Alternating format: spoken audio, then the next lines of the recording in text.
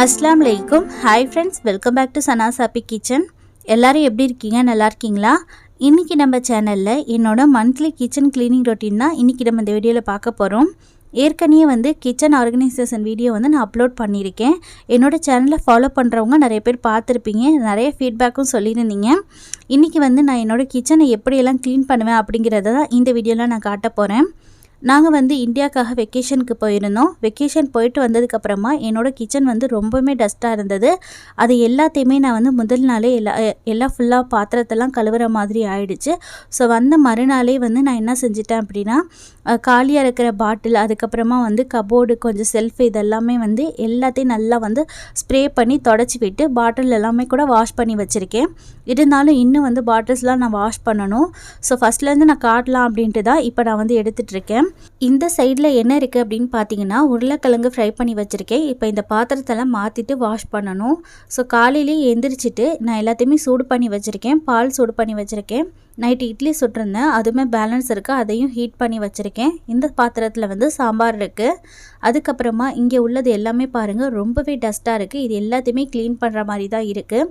இப்போ இது எல்லாத்தையுமே ஒன்று ஒன்றா நான் எடுத்துகிட்டு க்ளீன் பண்ண போகிறேன். இந்த வீடியோ காலையிலேருந்து ஸ்டார்ட் ஆகுது. இப்போ பாட்டில்ஸ்லாம் நான் இறக்கி வச்சுருக்கேன். இதெல்லாம் ரொம்ப பிச்சுன்னு ஆகிடுச்சு. ஸோ இதெல்லாம் வாஷ் பண்ணால் தான் மறுபடியும் யூஸ் பண்ணுறதுக்கு நல்லாயிருக்கும். இப்போ இது எல்லாத்தையுமே மாற்றிட்டு வாஷ் பண்ண போகிறேன். இந்த ஸ்பூன் ரேக் பார்த்தீங்கன்னா, இது நேற்றே எல்லாத்தையுமே நான் க்ளீன் பண்ணி வச்சுட்டேன். இந்த சைடு எல்லாமே க்ளீன் பண்ணியாச்சு. நான் இல்லாத டைமில் ஹஸ்பண்ட் இங்கே பெயிண்டிங் ஒர்க் பண்ணியிருக்காங்க. ஸோ இந்த ஷீட் நான் போகிறதுக்கு ஒரு மாதத்துக்கு முன்னாடி தான் நான் மாற்றிருந்தேன். இருந்தாலும் பெயிண்ட் எல்லாமே ரொம்ப சிந்திட்டு அசிங்கமாக போயிடுச்சு. ஸோ இந்த வால்பேப்பரையும் நான் மறுபடியும் மாற்ற தான் போகிறேன். மாற்றிட்டு உங்களுக்கு ஃபுல் வியூ நான் மறுபடியும் காட்டுறேன். இந்த சைடு பாருங்கள், எல்லாமே பெயிண்டிங் ஒர்க் பண்ணனால ரொம்ப டஸ்ட்டாக இருக்குது. ஸோ எல்லாத்தையுமே க்ளீன் பண்ணுற மாதிரி தான் இருக்குது. இந்த கபோர்டு பார்த்தீங்கன்னா, இது நேற்றே நான் எல்லாத்தையுமே க்ளீன் பண்ணியாச்சு. பாட்டில் எல்லாமே வாஷ் பண்ணிவிட்டு மாற்றிட்டு எல்லாத்தையுமே நான் க்ளீன் பண்ணி வச்சுட்டேன். இந்த கபோர்டில் பார்த்தீங்கன்னா இன்னும் ஒரே ஒரு பாட்டில் மட்டும்தான் வாஷ் பண்ணாமல் இருக்குது. ஸோ அதையுமே இப்போ நான் வாஷ் பண்ணணும். இதையும் மாற்றிட்டு இப்போ வாஷ் பண்ணிடுவேன் நான். இந்த செல்ஃப் மொத்தமாகவே நான் க்ளீன் பண்ணி முடிச்சிட்டேன். இந்த ஜாடி பாருங்கள், பார்க்குறதுக்கு நல்லா க்யூட்டாக அழகாக இருக்குல்ல. இப்போ இந்தியாவிலேருந்து வரும்போது நான் வாங்கிட்டு வந்திருந்தேன். இதில் ஒன்றுமே நான் இன்னும் ஃபில் பண்ணலை, இனிமேல் தான் ஃபில் பண்ணணும். இந்த செல்ஃபு, அதுக்கப்புறமா கீழ் செல்ஃபு, பாக்கி இருக்க செல்ஃப் எல்லாமே நான் க்ளீன் பண்ணுற மாதிரி தான் இருக்குது. ஏன்னா ரொம்ப தூசியாக இருக்குது. ஒன்றுமே எடுத்து சமைக்க முடியாது போல் அந்த மாதிரி இருக்குது. எனக்கு இங்கே ஓப்பன் கபோர்டு அப்படிங்கிறனால மந்த்லி 2 டைம்ஸ் ஆகுது இதெல்லாம் வாஷ் பண்ணால் தான் பார்க்குறதுக்கு நல்லா அழகாக நீட்டாக இருக்கும். ஸோ இது எல்லாத்தையுமே இப்போ நான் க்ளீன் பண்ண தான் போகிறேன். அதுக்கப்புறமா இந்த செல்ஃபு, மேல் செல்ஃபு பார்த்தீங்கன்னா நான் முதல் நாளே க்ளீன் பண்ணி வச்சாச்சு. அதுக்கப்புறமா இந்த கபோர்டில் இருக்கிறது, எனக்கு இந்த கிச்சனில் இந்த ஒரே ஒரு செல்ஃப் மட்டும்தான் இருக்கும். இந்த செல்ஃபில் தான் நான் எல்லா மசாலா ஐட்டமும் ட்ரை ஐட்டமும் வச்சுருக்கேன். இது எல்லாத்தையுமே இப்போ நான் மறுபடியும் சேஞ்ச் பண்ணுற மாதிரி தான் இருக்குது. பேப்பர்லாம் ரொம்ப அழுக்காயிடுச்சு. ஸோ இது எல்லாத்தையுமே எடுத்துகிட்டு நல்லா க்ளீன் பண்ணி வாஷ் பண்ணி வைக்கணும்.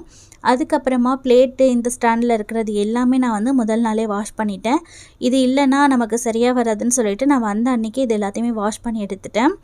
அதுக்கப்புறமா கபோர்டில் இருக்கிறது எல்லாத்தையுமே இறக்கியாச்சு. இப்போ அதெல்லாம் வாஷ் பண்ணிவிட்டு நல்லா காய வச்சு கபோர்டையும் நல்லா ஸ்ப்ரே பண்ணிவிட்டு தொடச்சிட்டோம் அப்படின்னா நமக்கு காக்ரோச் சீக்கிரமாக வராது. ஏன்னா இங்கே கல்ஃப் கண்ட்ரிலலாம் கொஞ்சம் உங்களுக்கு நீட்டாக இல்லைனாலும் உடனே காக்ரோச் வர ஆரம்பிச்சிடும். ஸோ அதெல்லாம் நம்ம க்ளீன் பண்ணி வச்சுக்கிட்டோன்னா தான் நமக்கு காக்ரோச் சீக்கிரமாக வராது. ஸோ இந்த மாதிரி நல்லா ஸ்ப்ரே பண்ணிவிட்டு தொடச்சி விட்டுட்டு நல்லா காய வச்சுட்டு அதுக்கப்புறமா பேப்பர் விரிச்சிட்டு பாக்கி ஐட்டம்ஸ்லாம் நம்ம அடுக்கி வச்சுக்கலாம்.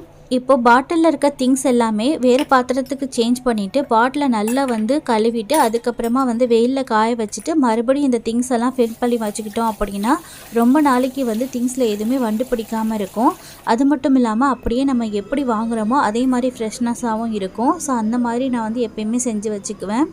இப்போ எல்லா பாத்திரத்தையும் நான் வாஷ் பண்ணி வச்சுட்டு காய வச்சுருக்கேன். இப்போ இது எல்லாத்தையுமே ஃபில் பண்ணிவிட்டு மறுபடியும் பாக்கி இருக்கிற பாட்டில்ஸ் எல்லாமே வாஷ் பண்ணிக்குவேன். இந்த மாதிரி கண்டிப்பாக நீங்களும் ஸ்டோர் பண்ணி வச்சுக்கோங்க. மந்த்லி 1 டைம்ஸ் கண்டிப்பாக இந்த மாதிரி செஞ்சு வச்சுக்கோங்க. சீக்கிரமாக வண்டு பிடிக்காமல் இருக்கும். அதுக்கப்புறமா வந்து பொடி ஐட்டம்ஸ் எல்லாமே மறுபடியும் வந்து நான் 2 மந்த் மாதிரி நான் யூஸ் பண்ணவே இல்லை. ஸோ எப்படி இருக்கு என்னன்னு தெரியல. பாட்டிலில் இருக்கிறனால கண்டிப்பாக வந்து வண்டு வரத்துக்கு வாய்ப்பு கிடையாது. இருந்தாலும் ஒரு டைம் நம்ம வந்து இந்த மாதிரி சலிச்சுக்கிட்டு அதுக்கப்புறமா மறுபடியும் பாட்டிலில் ஸ்டோர் பண்ணிக்கிறது ரொம்பவே நல்லது. பாருங்கள், நான் வந்து சலிச்சிருக்கேன். சுத்தமாகவே எனக்கு எதுலேயுமே வந்து வண்டு இல்லை. ஏன்னா வந்து பாட்டிலில் வைக்கிற திங்ஸ் எல்லாமே அந்த அளவுக்கு வந்து நல்ல சேஃப்டியாக இருக்குது. அது மட்டும் இல்லாமல் கொஞ்சம் கூட ஸ்மெல் மாறாமல், கலர் சேஞ்ச் ஆகாமல், வண்டு பிடிக்காமல் ரொம்பவே நல்லா இருக்குது. கண்டிப்பாக நீங்களும் பிளாஸ்டிக் யூஸ் பண்ணுறீங்க அப்படின்னா அவாய்ட் பண்ண பாருங்கள். இந்த மாதிரி பாட்டிலில் ஸ்டோர் பண்ணிக்கோங்க. பொடி ஐட்டம் எல்லாம் பாட்டிலில் வந்து சலிச்சிட்டு ஸ்டோர் பண்ணியாச்சு. இந்த சைடு பசங்க வந்து பசிக்குது, ஏதாவது கட் பண்ணி கொடுங்கன்னு கேட்டாங்க. ஸோ ஆப்பிள் வந்து கட் பண்ணி வச்சுருக்கேன். மதியம் வந்து ரொம்ப டைம் ஆகிடுச்சு. எனக்கு டைம் போனதே தெரியல. இனிமேல் தான் நான் வந்து உல வைக்க போகிறேன். காலையிலே நான் வந்து ஏதாவது செஞ்சலாம் அப்படின்னு பார்த்தேன். ஆனால் எனக்கு வந்து காலையில் வேலையே எனக்கு சரியாக இருந்தது. எதுவுமே நான் செய்யவே இல்லை. ஸோ இப்போ உல வச்சுருக்கேன். வெறும் தயிர் மட்டும் ஊற்றி சாப்பிட்டுக்கலாம் அப்படின்னு பிளான் பண்ணியிருக்கோம். இந்த சைடு என்ன செய்ய போகிறேன் அப்படின்னு பார்த்தீங்கன்னா, வெந்தய ஜீரகம் வந்து ஃப்ரை பண்ணி ட்ரை ரோஸ்ட் பண்ணி வச்சுக்குவேன் எப்போயுமே. அது வந்து எனக்கு ஃபினிஷ் ஆகிடுச்சு. ஸோ ஃபினிஷ் ஆனது எல்லாமே பாட்டிலில் ஸ்டோர் பண்ணணும் இல்லையா, அதெல்லாமே நம்ம வந்து ஃப்ரை பண்ணி வச்சுட்டோம் அப்படின்னா ஆறி ஸ்டோர் பண்ணுறதுக்கு கரெக்டாக இருக்கும்.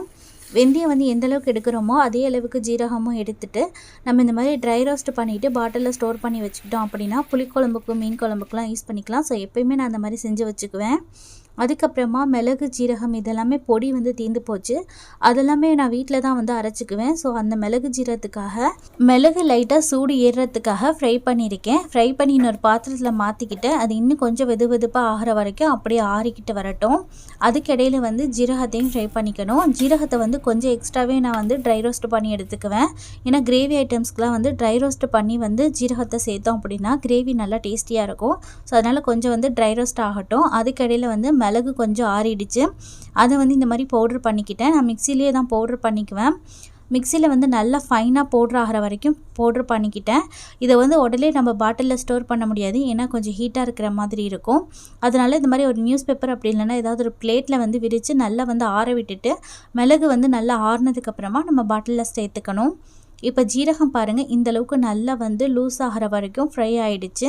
உங்களுக்கு வந்து ஜீரகம் வந்து கலரை வந்து ஈரப்பதம் கொடுக்கும். அந்த ஈரப்பதம் வந்து நல்லா உங்களுக்கு வந்து உதிரி ஆகிற வரைக்கும் நம்ம ஃப்ரை பண்ணிக்கணும். ஃப்ரை பண்ணி அதையுமே நல்லா ஆற விட்டுட்டு மிக்சியில் சேர்த்துட்டு நல்லா இதையும் பவுட்ரு பண்ணிக்க வேண்டியதுதான். இதே மாதிரி தான் நான் எப்பயுமே வந்து மந்த்லி ஒரு டைம் செஞ்சு வச்சுக்குவேன். இந்த ஜீரகம் பார்த்திங்கன்னா எனக்கு வந்து 1.5 மந்த்து மாதிரி வந்துடும். இந்த அளவுக்கு பவுட்ரு பண்ணிக்கிட்டாச்சு. இப்போ வந்து இதையுமே வந்து ஒரு நியூஸ் பேப்பரில் விரித்து வச்சுட்டோம் அப்படின்னா இது கொஞ்சம் நேரத்தில் நல்லாவே ஆறி வந்துடும். ஆறினதுக்கப்புறமா மறுபடியும் வந்து ஸ்டோர் பண்ணிக்க வேண்டியதான் பாட்டிலில். காலையிலேருந்து ஒரே இடத்துல நின்றுட்டு வேலை பார்க்குறனால ரொம்ப வந்து டயர்டாகிடுச்சு. ஸோ ஏதாவது குடிச்சிட்டு அதுக்கப்புறமா வேலையை பார்க்கலாம் அப்படின்னுட்டு இப்போ லெபனப் குடிக்க போகிறேன் நான். இது வந்து மோர் தான். குடிக்கும்போது நல்லா நமக்கு ரெஃப்ரெஷிங்காகவும் நல்லா வந்து கூலிங்காகவும் இருக்கும். அதனால் இப்போ வந்து இதை குடிச்சிட்டு பாக்கி வேலையை நான் ஸ்டார்ட் பண்ணிக்குவேன். என்னோட சேர்ந்து சஃபானாவும் எனக்கும் வேணும் அப்படின்னு சொல்லிட்டு ஜில்லு ஜில்லுன்னு குடிச்சிட்டு நிற்கிறா. பாட்டிலெல்லாம் கழுவி காய வச்சுருந்தோம் இல்லையா, அது நல்லா காஞ்சிருச்சு. அதில் எல்லாமே வந்து நான் ஃபில் பண்ணி வச்சுட்டேன். இப்போ இதை எடுத்து அடுக்கி விடுறது தான் வேலை. செல்ஃபில் வந்து பேப்பர் வந்து நான் புதுசாக சேஞ்ச் பண்ணியிருக்கேன். அது மட்டும் இல்லாமல் ரேக்லாம் நல்லா காஞ்சி வந்திருக்கு. எல்லாம் எடுத்து வச்சுருக்கேன். இப்போ இது எல்லாத்தையுமே அடுக்கி விடுறது தான் வேலை. ஃபஸ்ட்டு ஸ்டெப்பில் வந்து என்ன வைப்பேன்னு பார்த்தீங்கன்னா, மிளகாத்தூள், மல்லித்தூள், ஜீரகத்தூள், மிளகுத்தூள், அதுக்கப்புறமா பக்கத்தில் இருக்கிற செல்ஃபில் ரேக்கில் வந்து சாம்பார் பொடி, குழம்பு மிளகாய்த்தூள், மஞ்சள் தூள், இந்த மாதிரி வந்து கொஞ்சம் பெருசாக இருக்கிற பாட்டிலாக வந்து நம்ம அடுக்கி விட்டுறணும். அந்த மாதிரி அடுக்கி விடுறனால நமக்கு கீழே இருக்கிறதெல்லாம் நல்லா கிளியராக தெரியும். கீழே வந்து அதை விட இன்னும் கொஞ்சம் சின்னதாக இருக்க பாட்டிலாக நான் அடுக்கிடுவேன். அதில் கடுகு, வெந்தயம், ஜீரகம், மிளகு, சோம்பு இந்த மாதிரி அடுக்கிடுவேன். அதுக்கு கீழே இன்னும் கொஞ்சம் குட்டி பாட்டிலில் வந்து கலர் பவுட்ரு, அதுக்கப்புறமா பட்டை பொடி, ஏலக்காய் பொடி, அப்புறம் சோடா உப்பு இந்த மாதிரிலாம் வச்சுக்குவேன். ஏற்கனவே கிச்சன் ஆர்கனைசிங் வீடியோவில் வந்து நான் என்னென்ன வந்து திங்ஸ் எல்லாம் ஸ்டோர் பண்ணி வச்சுருக்கேன் அப்படிங்கிறத ஃபுல் டீட்டெயில்ஸாக சொல்லியிருப்பேன். அந்த வீடியோட லிங்க் வந்து டிஸ்கிரிப்ஷன் பாக்ஸ்லையும் எண்ட் ஸ்க்ரீன்லேயும் கொடுக்குறேன். கண்டிப்பாக செக் பண்ணி பாருங்கள். உங்களுக்கு கண்டிப்பாக ஏதாவது ஒரு விதத்தில் யூஸ்ஃபுல்லாக இருக்கும். அதுக்கப்புறமா அந்த வீடியோ நான் சொல்லியிருப்பேன். கிச்சனில் வந்து இன்னும் கொஞ்சம் சின்ன இடம் இருக்குது. அதில் நான் என்னென்ன திங்ஸ் வந்து ஸ்டோர் பண்ணி வச்சுருக்கேன் அப்படிங்கிறத நான் ஒரு வீடியோ அப்லோட் பண்ணுறேன்னு சொல்லியிருப்பேன். ஆனால் இது வரைக்கும் அந்த வீடியோ நான் அப்லோட் பண்ணலை. இந்த வீடியோக்கு அடுத்த வீடியோவா அந்த வீடியோ தான் வரப்போகுது. ஸோ கண்டிப்பாக வந்து வீடியோவை மிஸ் பண்ணாமல் பாருங்கள். சேனலை வந்து மறக்காமல் சப்ஸ்கிரைப் பண்ணி வச்சுக்கோங்க. நோட்டிஃபிகேஷன் பெல்லையும் கிளிக் பண்ணி வச்சுக்கோங்க. அப்போ தான் நான் போடுற வீடியோஸ்லாம் உங்களுக்கு வந்து நோட்டிஃபிகேஷனாக வரும். இந்த ஒரு நாளில் என்னென்ன வேலை பண்ண அப்படிங்கிறத கண்டிப்பாக எல்லாருமே பார்த்துருப்பீங்க. இந்த வீடியோ உங்களுக்கு ஏதாவது ஒரு விஷயத்தில் கண்டிப்பாக யூஸ்ஃபுல்லாக இருக்கும் அப்படின்னு நான் நம்புகிறேன். அடுத்தது வந்து ஸ்டோர் ரூமில் என்னென்ன வந்து நான் ஆர்கனைஸ் பண்ணி வச்சுருக்கேன், என்னென்ன வச்சுருக்கேன் அப்படிங்கிறத கண்டிப்பாக வந்து அடுத்த வீடியோவில் மிஸ் பண்ணாமல் பாருங்கள். வீடியோ பிடிச்சிருந்ததுன்னா லைக் பண்ணிக்கோங்க. உங்கள் ஃப்ரெண்ட்ஸ் அண்ட் ஃபேமிலி கூட இந்த வீடியோவை மறக்காமல் ஷேர் பண்ணிக்கோங்க. நீங்கள் சப்போர்ட் பண்ண தான் நெக்ஸ்ட் வீடியோ போஸ்ட் பண்ணுறதுக்கு எனக்கு போஸ்ட்டாக இருக்கும். இதே மாதிரி வேறொரு வீடியோவில் மீட் பண்ணுறேன். ஓகே ஃப்ரெண்ட்ஸ், பாய். அஸ்ஸலாமு அலைக்கும். தேங்க்ஸ் ஃபார் வாட்சிங்.